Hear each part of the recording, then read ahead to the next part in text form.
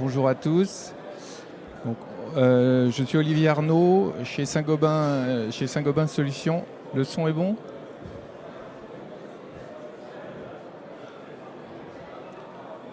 Moi, ça coupe.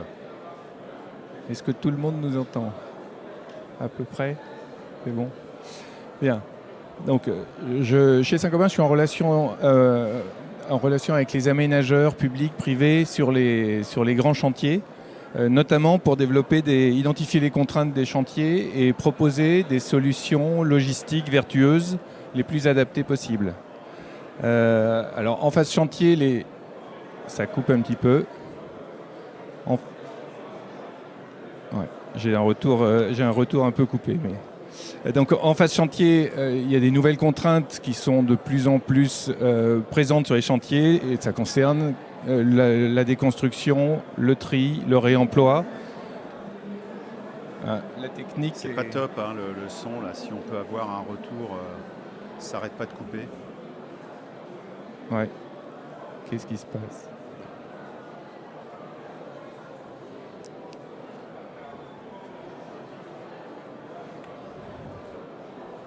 C'est pareil pour vous, ça coupe également, c'est pas top. Bon, ça a l'air d'être mieux là, non, ça coupe.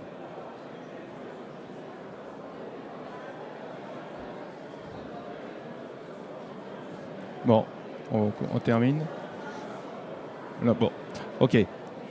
Donc les nouvelles contraintes et exigences sur les chantiers qui concernent notamment la déconstruction, le tri, le réemploi des matériaux et des solutions vertueuses pour limiter l'empreinte CO2 des chantiers.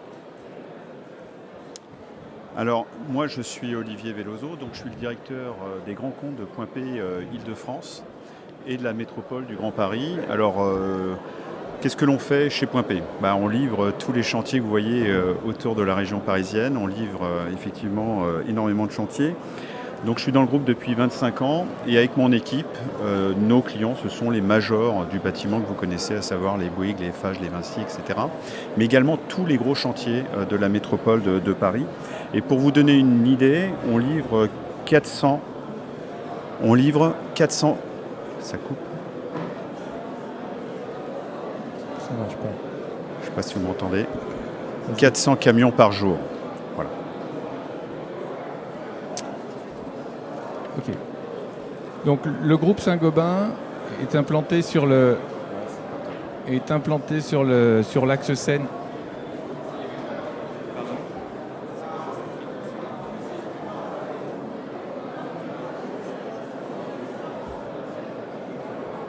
Vous m'entendez? Ouais, bon. Oui, donc comme je le disais, le groupe Saint-Gobain est implanté sur l'axe Seine avec de nombreux sites de production et de distribution de matériaux. On a notamment au niveau production, j'ai plus de retour du tout. Bon. On a notamment en amont de Paris le site de Bonneuil-sur-Marne sur lequel la société Weber produit des mortiers qui sont fabriqués avec des matières premières approvisionnées par le fleuve, des sables, des agrégats qui viennent en péniche. Et les produits fabriqués, palettisés, sont ensuite livrés en péniche sur les agences de distribution de matériaux en bord de Seine.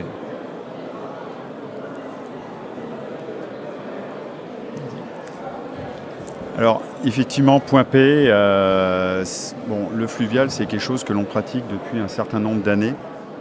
On fabrique d'ailleurs tous nos blocs parpaings sur une usine qui est à Montereau, dans le 77, à peu près une centaine de kilomètres de l'Île-de-France. Et chaque semaine, on transite donc des centaines de tonnes directement sur nos sites de distribution de Paris Intramuros, mais également sur des bases logistiques sur lesquelles après on part avec des camions vertueux directement sur nos chantiers. Donc c'est, pour vous donner une idée, à peu près 2000 tonnes par mois et on évite ainsi 300 camions sur nos routes en Île-de-France. Pour nos agences de Paris Intramuros, vous en connaissez sans doute certaines, Javel, Point du Jour, Bercy et d'autres. On a mené de gros travaux d'embellissement sur ces quais afin de faciliter l'accès des entreprises générales du bâtiment, mais également des particuliers qui souhaitent prendre des matériaux de construction. Et on a également permis aux riverains et ainsi qu'aux touristes de pouvoir circuler librement autour de ces agences lorsqu'elles sont fermées. Ces agences de distribution sont destinées donc à l'accueil de toutes les entreprises franciliennes. Et pour les livraisons, pareil, on utilise des camions vertueux qui roulent principalement au biogaz en Île-de-France. On a 45 camions qui roulent avec cette énergie verte chaque jour.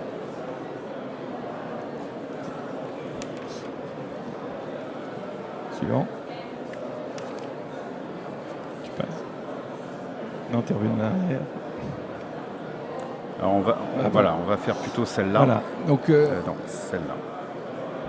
Donc l'efficacité énergétique des bâtiments, ça commence par une phase de construction vertueuse. Et la logistique constitue une part non négligeable à la fois de l'empreinte carbone et des nuisances éventuelles des chantiers. Donc tout notre travail a consisté à imaginer pour des grands chantiers en bordure de fleuve une solution alternative qui limite ces nuisances et cette empreinte carbone. Et d'une façon générale, le groupe Saint-Gobain s'est fixé l'objectif d'atteindre la neutralité carbone en 2050 avec une première étape, une réduction de 30% dès 2030. Et ces objectifs concernent l'ensemble des activités industrielles et de distribution du groupe.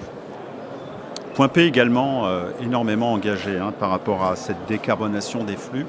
Comme je vous l'ai expliqué, on utilise donc des camions avec une énergie propre, le biogaz, mais également nous avons en commande des camions qui roulent ou qui vont rouler à l'hydrogène, donc sur des essais qui vont être menés courant 2023 et 2024, mais également des véhicules électriques pour effectuer des livraisons de petites quantités ou de poids relativement faibles. Donc tout cela, c'est possible également grâce à la voie d'eau, qui est un sujet, vous le voyez sur la photo. On utilise donc des péniches pour livrer donc des chantiers. On pourrait vous parler de chantiers exceptionnels, la Notre-Dame de Paris par exemple, qui va être livrée encore aujourd'hui en péniche, mais également un chantier emblématique, la Tour d'Argent, qui est juste en face, qui est un des plus anciens restaurants de Paris, qui est en pleine rénovation, qu'on a également livré en péniche. Mais surtout le village des Jeux, qui est le chantier le plus important aujourd'hui sur le territoire français, qui englobe 4000 ouvriers en ce moment.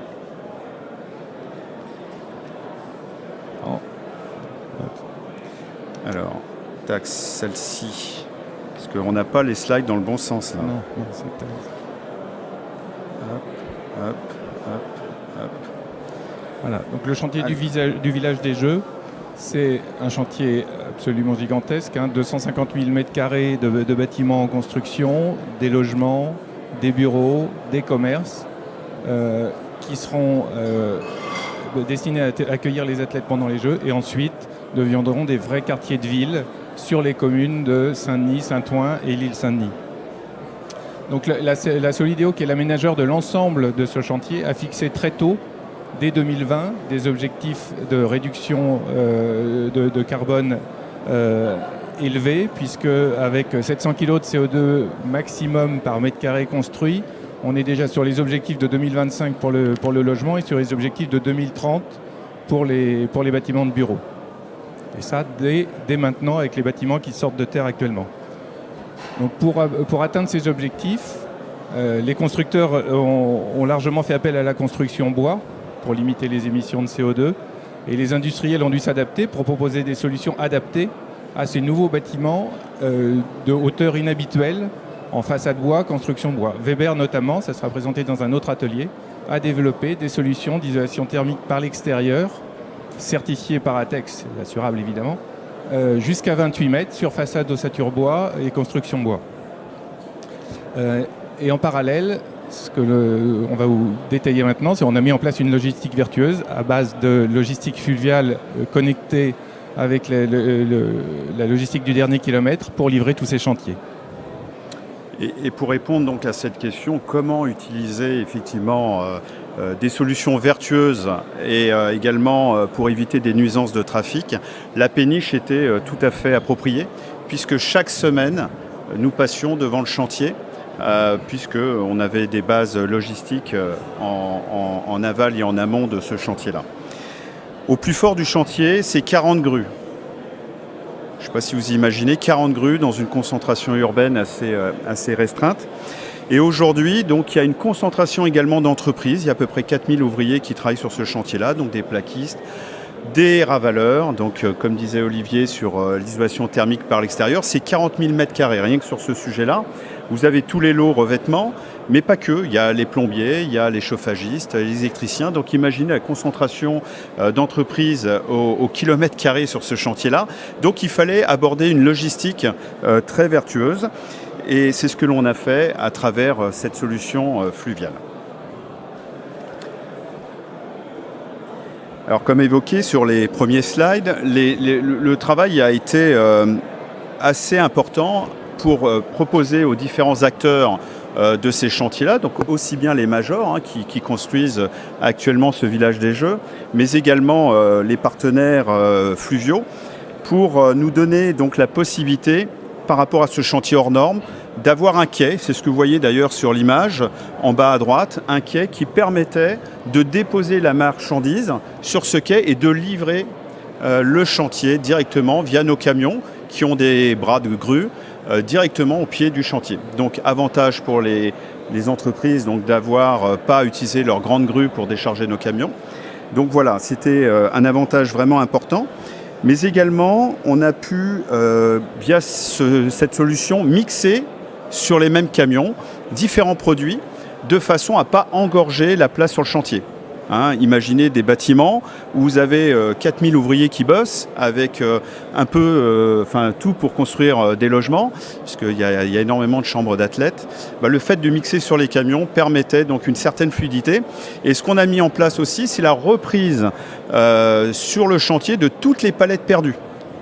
C'est énorme. Sachez que lorsque vous livrez une salle de bain, il y a énormément de palettes perdues. Donc on récupérait les palettes perdues pour pouvoir les remettre dans notre réseau de distribution, pour repréparer des commandes, pour relivrer via notre solution fluviale et notre solution bas carbone.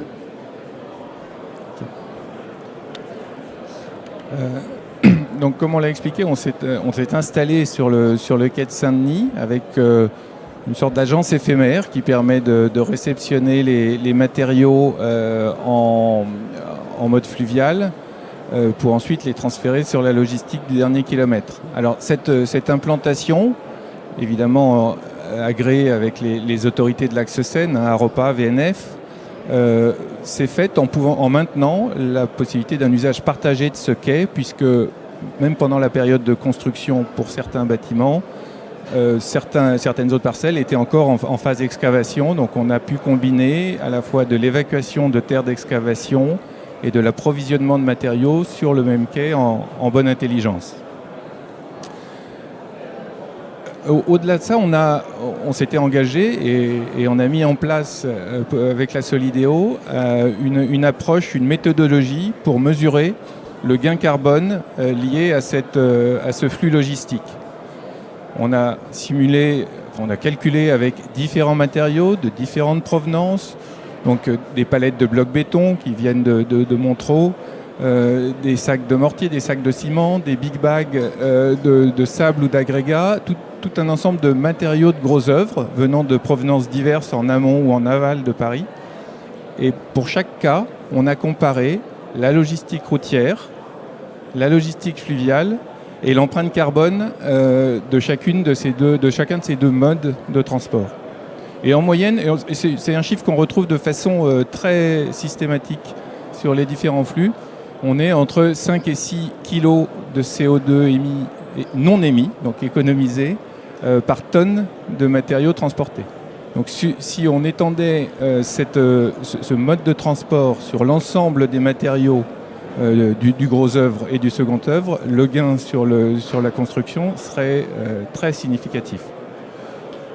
Donc cette méthodologie, elle a été validée, agréée par la Solideo et donc prise en compte dans le bilan carbone des bâtiments qui sont en cours de construction.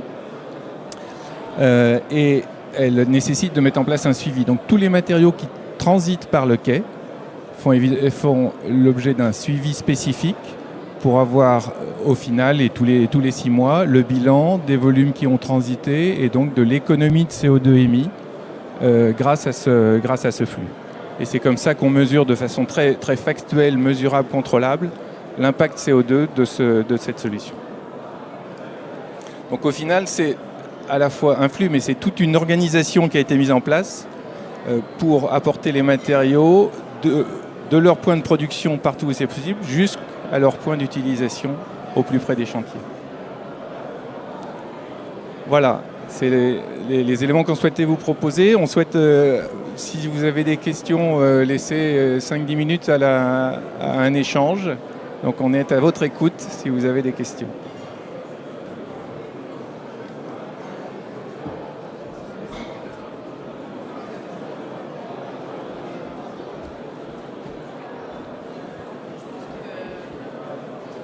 Oui.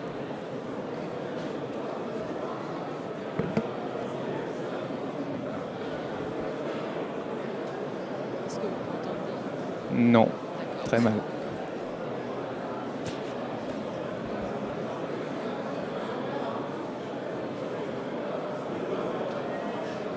Ça marche ? J'ai peut-être pas mis assez près de... C'est bon. Ça marche. Du coup, vous avez... c'est parti. Vous avez mis cette solution pour les grands chantiers et pour certains grands magasins, c'est ça ? Est-ce qu'il y a le dimensionnement qui est possible pour... vous souhaitez le généraliser après pour tous les matériaux ou est-ce que c'est possible juste par le nombre de péniches qui peut passer par la scène chaque jour ? Je peux répondre. Alors, j'ai pas tout entendu parce que c'est horrible le retour là, mais j'ai cru comprendre la question. Donc la question c'était est-ce qu'on va le généraliser et sur l'ensemble des matériaux, hein, c'est un peu ça. Comment on peut adapter. Le schéma logistique fluvial, il est intéressant lorsqu'il n'y a pas de rupture de charge. Comprenez bien, lorsque vous avez une usine qui produit des matières premières, je sais pas, dans le centre de la France, si on est obligé de faire différents flux pour arriver à une finalité fluviale, pas beaucoup d'intérêt. Là, on a un réel intérêt, par exemple, avec Weber, avec Luciana, donc notre industrie de blocs, mais également avec d'autres partenaires qui sont en bord de Seine, où là, il n'y a pas de rupture de charge. C'est-à-dire que notre péniche passe devant, elle charge les produits, elle livre directement au pied du chantier ou sur des quais comme ce quai que l'on a à Saint-Denis, qui permet à 900 mètres de livrer le chantier, donc avec un saut de puce, donc sans nuisance logistique de camions et autres. Là, c'est intéressant. Et c'est ce qu'on s'est évertué de faire pour le village des Jeux, mais pour Notre-Dame, c'est pareil. Il y a des produits qui sont livrés en péniche pour Notre-Dame et d'autres où ça paraît compliqué parce que le bilan carbone final n'est pas intéressant. Mais effectivement, Point P et le groupe Saint-Gobain s'inscrit dans cette démarche de poursuivre et de généraliser avec nos péniches, mais également d'autres moyens de logistique, ce système. Et du coup, j'ai une autre question. Pour savoir si c'est intéressant ou pas, vous avez comme seuil une empreinte carbone par kilomètre ou vous avez parlé d'un seuil au-delà duquel c'est pas intéressant. Ah, est-ce que c'est mieux ? C'est très bien. J'ai entendu la question. Ah, ok. On a mis en place et validé une méthodologie pour mesurer le gain carbone. Ce n'est pas le critère qui décide si on va mettre en œuvre cette logistique fluviale ou pas. On peut mettre en place du fluvial, même si le gain était inférieur, pour limiter les nuisances de circulation pour les riverains aux abords des chantiers. Donc le gain de la logistique fluviale est double. Vous n'entendez pas ? C'est moi qui ne vous entends.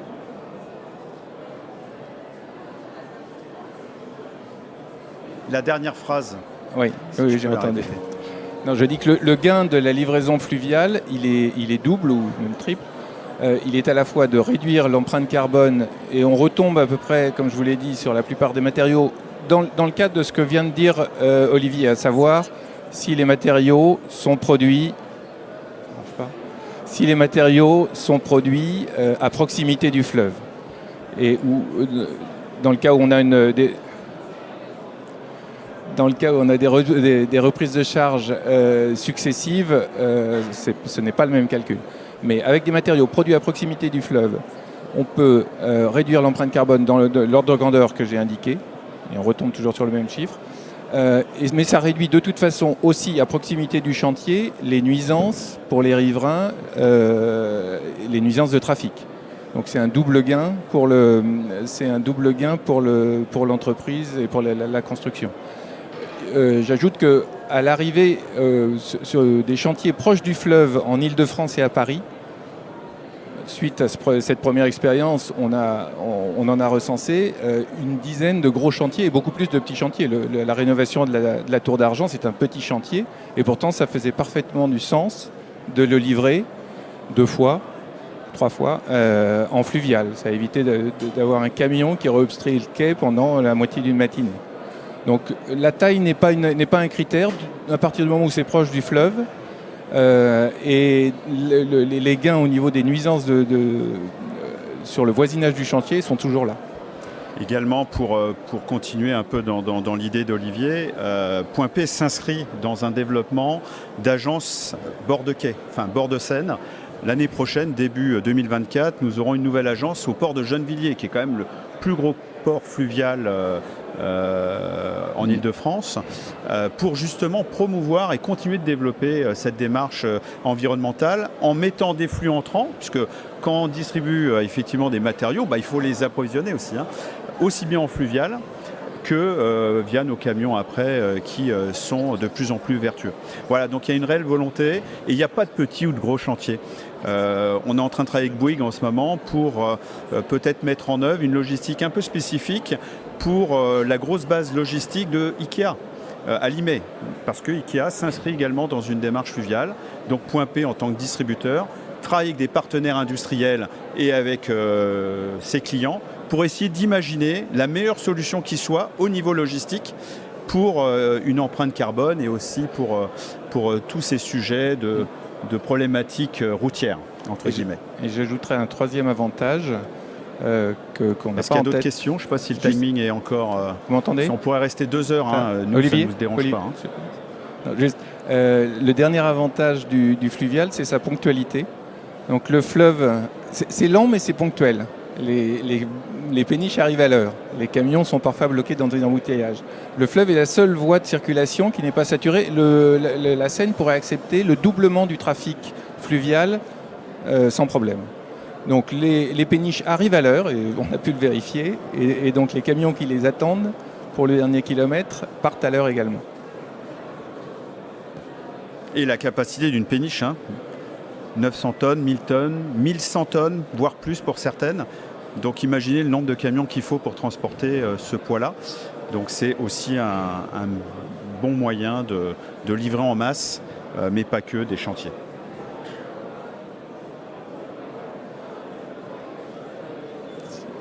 Oui, question. Vous m'entendez? Oui. La question, c'est, là vous faites ça en Île-de-France, est-ce que vous essayez de faire ça en région? Alors, on le regarde. La plupart des grandes villes ont été construites sur des fleuves, puisqu'on a besoin d'eau pour vivre et habiter. On a commencé à regarder à Lyon, par exemple, à Nantes également. À chaque fois, la configuration est différente. On a bénéficié en Île-de-France d'une organisation et de péniches qui préexistaient pour approvisionner nos lieux de stockage, de distribution de matériaux.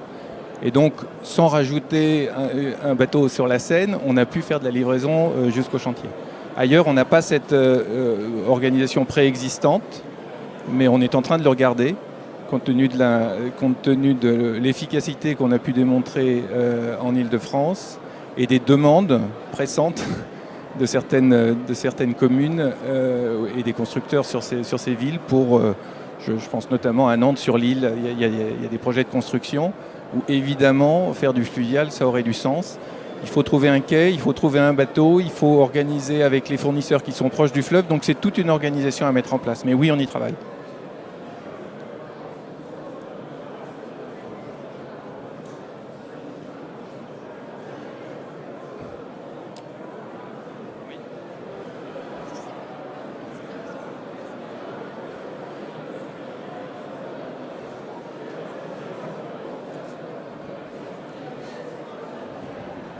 Bonjour, merci pour cette intervention. J'aurais voulu savoir en termes de... Non. Ah, c'est mieux maintenant? Non? Non, je n'entends pas. C'est Mais pas- collez à vous monton. C'est bon là? Non? Pourtant je parle fort, je pense. Là? Non? C'est pas mieux?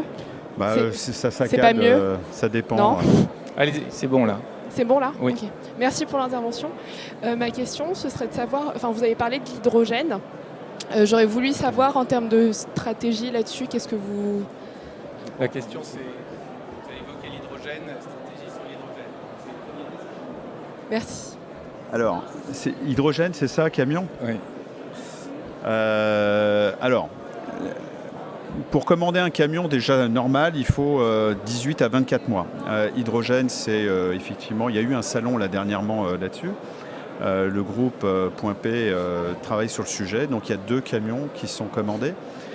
C'est un sujet, la problématique que l'on a, c'est l'autonomie. On a une seule station encore en Île-de-France aujourd'hui, et lorsqu'on fait de la logistique toute la journée, c'est toujours compliqué de revenir à un point A quand vous avez livré tout au nord de Paris et la station est dans le 91 par exemple. Donc on est en train de travailler également ce sujet-là, mais effectivement on essaye toutes les énergies et l'hydrogène en fait partie. Mais il y a également l'électrique qui est en test également. Tout comme d'ailleurs, Arnaud, l'électrification de la péniche. C'est peut-être un sujet que tu peux évoquer. Oui, alors effectivement, c'est ce qu'on appelle le verdissement de la flotte, donc le changement progressif de motorisation des différentes péniches qui sont sur la Seine. Aujourd'hui, il y a un délai de 2 à 3 ans pour changer les motorisations, parce qu'évidemment, avec les échéances de 2024, il y a une demande très importante qui s'est concentrée sur une période courte. L'hydrogène pour la motorisation des péniches, ça paraît compliqué. Les deux axes qui aujourd'hui fonctionnent bien, c'est l'électrique, mais l'inconvénient c'est que les batteries sont lourdes et quand on rajoute de la charge dans le bateau, c'est de la charge utile de transport qu'on perd. Donc pour un bateau qui fait 1500 tonnes de tonnage transportable, si on l'équipe en électrique, on perd 300 tonnes, c'est beaucoup, 25% de la capacité, donc ça met en cause l'équilibre économique du flux. Ou bien les biodiesels qui sont faits à partir de végétaux, qui sont on a conscience que c'est plutôt une énergie de transition, mais qui permet, avec les motorisations actuelles, de réduire considérablement les émissions du diesel.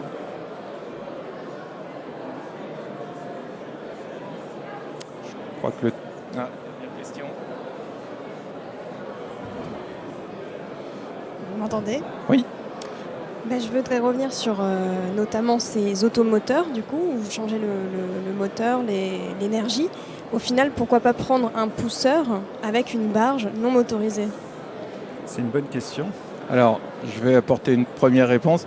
On ne l'a peut-être pas explicité précisément, mais nos matériaux sont palettisés et donc les 2 péniches que nous exploitons sont équipées de grues qui prennent les palettes sur le quai pour le charger dans le bateau et qui ensuite les reprennent de la cale de la péniche pour les déposer sur le quai. On est à peu près les seuls à faire ça sur l'axe Seine. Le transport fluvial, c'est très très majoritairement du transport vrac, c'est-à-dire du sable, des graviers, des céréales qui sont déversés en vrac et repris en vrac avec des codets à leur point de destination. Une grue, c'est un investissement assez élevé et donc équiper des barges de grue qui doivent être indépendantes avec leur moteur, on n'a pas trouvé l'équilibre économique d'équiper des barges. Ou alors il faudrait avoir les engins de manutention à quai sur chacun de nos quais. Donc là encore, on regarde tout ça parce qu'effectivement, pour pouvoir livrer des chantiers, pour pouvoir laisser des matériaux pendant une courte période à disposition d'un chantier, les barges, ça fait du sens. Donc on a un projet très concret de tester une barge poussée par l'une de nos péniches qui sera très certainement testée l'année qui vient. Je crois que notre temps est écoulé. Donc merci de votre attention et de vos questions. Et on est à votre disposition dans les zones communes pour répondre à d'autres questions si vous en avez. Merci. Merci à tous.